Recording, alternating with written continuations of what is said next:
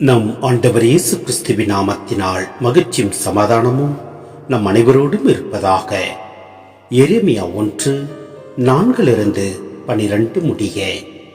எனக்கு அருளப்பட்ட ஆண்டவரின் வாக்கு: தாய் வயிற்றில் உன்னை நான் உருவாக்கும் முன்பே அறிந்திருந்தேன். நீ பிறக்கும் முன்பே உன்னை திருநிலைப்படுத்தினேன். மக்களின் நகலுக்கு இறைவாக்கினனாக உன்னை ஏற்படுத்தினேன். நான் என் தலைவராகிய ஆண்டவரே, எனக்கு பேசத் தெரியாதே, சிறு பிள்ளைத்தானே என்றே. ஆண்டவர் என்னிடம் கூறியது: சிறு பிள்ளை நான் என்று சொல்லாதே. யாரிடமெல்லாம் உன்னை அனுப்புகின்றேனோ அவர்களிடம் செல். எவற்றையெல்லாம் சொல்ல கட்டளையிடுகின்றேனோ அவற்றை சொல். அவர்கள் முன் அஞ்சாதே, ஏனெனில் உன்னை விடுவிக்க நான் உன்னோடு இருக்கின்றேன் என்கிறார் ஆண்டவர்.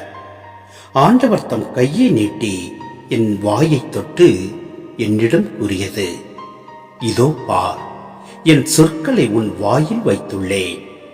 பிடுங்கவும் தகர்க்கவும் அழிக்கவும் கவிழ்க்கவும் கட்டவும் நடவும் இன்று நான் உன்னை மக்களினங்கள் மேலும் அரசுக்கள் மேலும் ஒரு பாலனாக ஏற்படுத்தியுள்ளேன். ஆண்டவரின் வாக்கு எனக்கு அருளப்பட்டது: எரேமியா, நீ காண்பது என்ன என்னும் கேள்வியற, வாதுமை மரக்கிளியை காண்கிறேன் என்றேன். அதற்கு ஆண்டவர் என்னிடம்: நீ கண்டது சரியே, என் வாக்கை செயலாக்க நானும் விழிப்பாயிருப்பேன் என்றார். சிந்தனை: அழைக்கப்படும் மனிதர் தமது தகுதியின்மையை விருப்பமின்மையை வெளிப்படுத்தினாலும் இறைவன் அதை பொருட்படுத்துவதில்லை. காரணம், நாம் நம்மை அறிந்துள்ளதை காட்டிலும் இறைவன் நம்மை அதிகம் அறிந்துள்ளார். இங்கு மனிதர்க்குள்ள சுதந்திரமும் தன்னுரிமையும் மறுக்கப்படுவதில்லை. மாறாக இறைவன் தாம் விரும்பியதை செய்து முடிக்கிறார்.